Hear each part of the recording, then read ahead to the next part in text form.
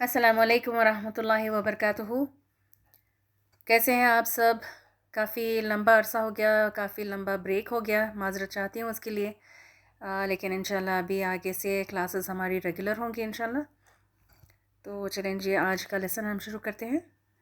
الحمدللہ رب العالمین والصلاة والسلام علی سیدنا محمد وعلی آلہ وصحبہ اجمعین، اما بعد، اعوذ باللہ من الشیطان الرجیم، بسم اللہ الرحمن الرحیم، رب اشرح لی صدری ویسر لی امری واحلل عقدۃ من لسانی یفقہوا قولی واجعل لی وزیرا من اہلی، اللہم ارنا الحق حقا وارزقنا اتباعہ وارنا الباطل باطلا وارزقنا اجتنابہ، آمین یا رب العالمین۔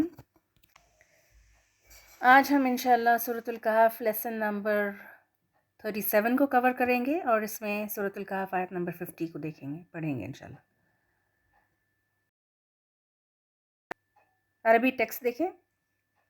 وَإِذْ قُلْنَا لِلْمَلَائِكَةِ اسْجُدُوا لِآدَمَ فَسَجَدُوا إِلَّا إِبْلِيسَ كَانَ مِنَ الْجِنِّ فَفَسَقَ عَنْ أَمْرِ رَبِّهِ أَفَتَتَّخِذُونَهُ وَذُرِّيَّتَهُ أَوْلِيَاءَ مِنْ دُونِي وَهُمْ لَكُمْ عَدُوٌّ بِئْسَ لِلظَّالِمِينَ بَدَلًا۔ اس کا ترجمہ: یاد کرو جب ہم نے فرشتوں سے کہا کہ آدم علیہ السلام کو سجدہ کرو، تو انہوں نے سجدہ کیا مگر ابلیس نے نہ کیا، وہ جنوں میں سے تھا، اپنے رب کے حکم کی اطاعت سے نکل گیا۔ اب کیا تم مجھے چھوڑ کر اس کو اور اس کی ذریت کو، اولاد کو اپنا سرپرست بناتے ہو، حالانکہ وہ تمہارے دشمن ہے؟ بڑا ہی برا بدلہ ہے جسے ظالم لوگ اختیار کر رہے ہیں۔ پچھلی آیت میں آخرت کی بات تھی، اعمال نامہ کی اور یہ سب، اور یہاں اس آیت میں ابتدا کی بات ہے، یعنی شروعات کی، انسان کی تخلیق کی شروعات جو آدم علیہ السلام سے ہوئی تھی نا، تو اس کی بات ہے۔ اور پچھلی آیت میں فیوچر میں جو ہونا ہے اس کو بیان کیا گیا، اور اس آیت میں پاسٹ کا، ماضی میں جو واقعہ گزرا اس کا ذکر ہے۔ فرمایا وَإِذْ قُلْنَا، اور جب کہا ہم نے، یہ لفظ ہے نا وَإِذْ، جب یہ سکون کے ساتھ آتا ہے تو ماضی یا پاسٹ کا معنی دیتا ہے، جو واقعہ گزر چکا، ہو چکا، اس کی خبر دینے کے لیے۔ لیکن جب یہ زبر کے ساتھ آئے، اور جب یہ زبر کے ساتھ آئے گا تو کس طرح سے پڑھیں گے؟ وَإِذَا، تو جب اذا ہو تو یہ حال یا حاضر اور مستقبل کے معنوں میں ہوتا ہے، یعنی پریزنٹ یا فیوچر ٹینس میں اذا کا معنی جب بھی یا جب کبھی بھی ہو جاتا ہے۔ تو دیکھیں صرف ایک حرکت کے بدل جانے سے معنی میں کتنی تبدیلی ہو جاتی ہے۔ آدم علیہ السلام اور ابلیس کا قصہ پاسٹ کا، ماضی کا واقعہ ہے، تو اس لیے اذ استعمال ہوا ہے۔ وَإِذْ، یاد کرو جب، کیا یاد کرو؟ قلنا، جب کہا ہم نے۔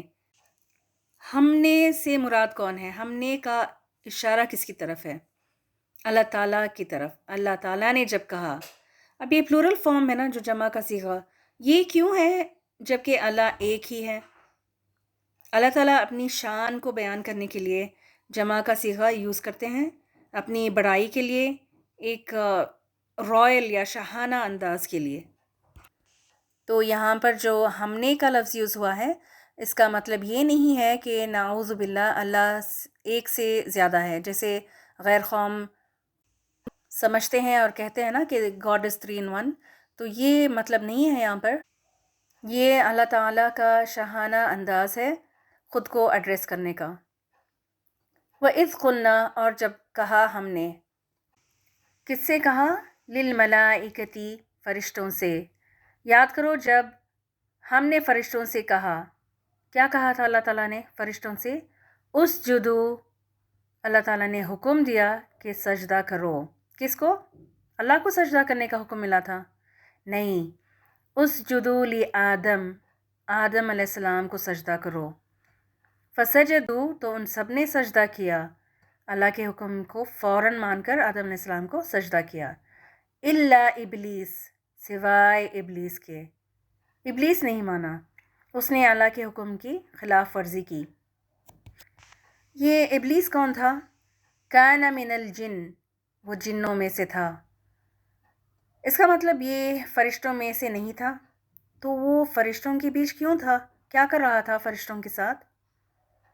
इब्लीस जो था ना, वो बहुत ज़्यादा इबादत गुजार जिन था, बड़ा नेक था, जिसके नतीजे में उसकी रसाई फ़रिश्तों तक थी। वो फ़रिश्तों का हमनशीन बन गया था, दोस्त बन गया था, और फ़रिश्तों की मजलिस में अक्सर मौजूद रहता था। तो अल्लाह ताला ने जब सजदे का हुक्म दिया, तब वो उस महफ़िल में मौजूद था, और अल्लाह ताला ने उस पूरी महफ़िल को ख़िताब करके फ़रिश्तों की सारी जो महफ़िल थी उसको हुक्म दिया कि तुम सब सजदा करो। तो ये हुक्म इब्लीस के लिए भी था, क्योंकि आयत के शुरू में देखें, वह इज़ क़ुलना लिल मलाइका आता है ना, कि अल्लाह ताला ने फ़रिश्तों से कहा, लेकिन ये हुक्म जो था ना, वो इब्लीस के लिए भी था। और ये हम किस तरह से कह सकते हैं इतने दावे के साथ, इतने यकीन से? इसलिए कि जब अल्लाह ताला ने इब्लीस से पूछा कि किस चीज़ ने तुझे सजदा करने से रोका था, तो उसने क्या कहा था जवाब में? अना खैरुम मिन, मैं उससे बेहतर हूँ। ये नहीं कहा इब्लीस ने कि या अल्लाह तूने तो फ़रिश्तों को हुक्म दिया था, मुझे तो नहीं दिया। तो उसको मालूम था कि ये उस महफ़िल में सबके लिए था हुक्म। आगे देखें, फ़फ़सक़ा अन अमरी रब्बिह, तो वो बाहर निकल गया अपने रब की इताअत से। इब्लीस ने अपनी हदें तोड़ दी, अपनी लिमिट्स को क्रॉस कर दिया था, यानी अल्लाह के हुक्म की नाफरमानी की, खिलाफ वर्जी की, और वो सरकश बन गया। याद रखिए, इब्लीस बहुत इबादत गुजार था, अल्लाह की खूब इबादत करने वाला, लेकिन उसने फ़िस्क किया, नाफरमानी की। वो अल्लाह की इताअत से खाली था, अल्लाह की सेट की हुई लिमिट्स को उसने क्रॉस कर गया। अल्लाह की बात ना मानने की उसने जुर्रत की, और बस यही कसूर था इब्लीस का, जिसके नतीजे में वो अल्लाह के गज़ब और गुस्से को दावत दी उसने, और अल्लाह की लानत का मुस्तहिक़ भी बन गया। क्या समझे? सिर्फ़ अल्लाह अल्लाह करने से कोई फ़ायदा नहीं होगा, मतलब कुछ ज़्यादा फ़ायदा नहीं होगा अगर इंसान अल्लाह का मुतीअ फ़रमान ना बन जाए। एक तरफ नमाज और रोज़े की पाबंदी हो, लेकिन दूसरी तरफ गुनाह और हराम और मना की हुई चीज़ों में उलझ कर रहना नुकसान देने वाला है। अल्लाह को ज़रा भी, रत्ती भर भी ये बात पसंद नहीं कि उसकी मखलूक उसके हुक्म की ख़िलाफ़ वर्जी करे। अल्लाह को इम्पोर्टेंस ना देने वाला अल्लाह के गज़ब का शिकार बन जाता है। अब आगे मालिक कायनात का, अल्लाह ताला का हम इंसानों से एक सवाल है, अफ़तत्तख़िज़ूनहु व ज़ुर्रियतहु औलियाअ मिन दूनी, तो क्या तुम उसको, यानी इब्लीस को और उसकी ज़ुर्रियत को, उसकी औलाद को औलिया, अपना दोस्त बनाते हो मुझे छोड़कर, मिन दूनी वहुम लकुम अदु, हालांकि इब्लीस और उसका लश्कर, उसके असिस्टेंट्स तुम्हारे दुश्मन हैं। इस बात से ये पता चला कि अल्लाह की नाफरमानी करने वाले और अल्लाह के मुकाबले में शैतान की दोस्ती को कबूल करने वाले शैतान के दोस्त होते हैं। और अल्लाह की नज़र में शैतान की दोस्ती कैसी है? बि'स लिज़्ज़ालिमीन बदला, इन ज़ालिमों ने कितना बुरा बदला इख्तियार कर लिया है। यहाँ किस बदले की बात हो रही है? कौन सा बदला है ये? अल्लाह को छोड़कर दुश्मन को दोस्त बना लेना, यही मुराद है। और जो शैतान से दोस्ती रखते हैं, इन लोगों को ज़ालिम क्यों करार दे रहा है अल्लाह ताला? इसलिए कि ये लोग अल्लाह के हक़ में कमी करने वाले हैं। तो कमी करने वाले, किसी के हक़ में कमी करना जुल्म है ना, तो इन लोगों को ज़ालिम कहा गया। और इससे एक और बात जो समझ में आ रही है वो ये कि खालिक, राज़िक, मालिक, हिफाजत करने वाला, शिफा देने वाला अल्लाह है, ज़िंदगी और मौत देने वाला भी अल्लाह, हर एक की हाजत को पूरी करने वाला भी सिर्फ़ अल्लाह है। इज़्ज़त और ज़िल्लत अल्लाह के हाथ में, हर फ़ैसला अल्लाह के हाथ में, खैर व भलाई, आफ़ियत, अच्छा बुरा, सब कुछ जब अल्लाह के हाथ में है, तो दोस्ती किससे करनी चाहिए? किससे उम्मीदें लगानी चाहिए? किससे اچھے تعلقات بنا کر رکھنا چاہیے، اللہ سے یا اللہ کے اور خود اپنے دشمن سے۔ اللہ چاہتا ہے کہ ہم اس کی اطاعت بھی کریں اور اس کی عبادت بھی کر کے جنت میں اپنے اصل گھر میں پلٹ جائیں، لوٹ جائیں، لیکن دشمن ایڑی چوٹی کا زور لگا کر ہمیں جہنم میں اپنے ساتھ لے جانے کی پوری کوشش کر رہا ہے، ہمیں کھینچ رہا ہے جہنم کی طرف۔ تو کیا اس سے بڑی بے وقوفی ہو سکتی ہے کوئی کہ انسان اپنے دشمن کے نقش قدم پر چلے؟ یہ تو پھر بڑا نقصان دینے والا، بہت ہی گھاٹے کا سودا ہو گیا۔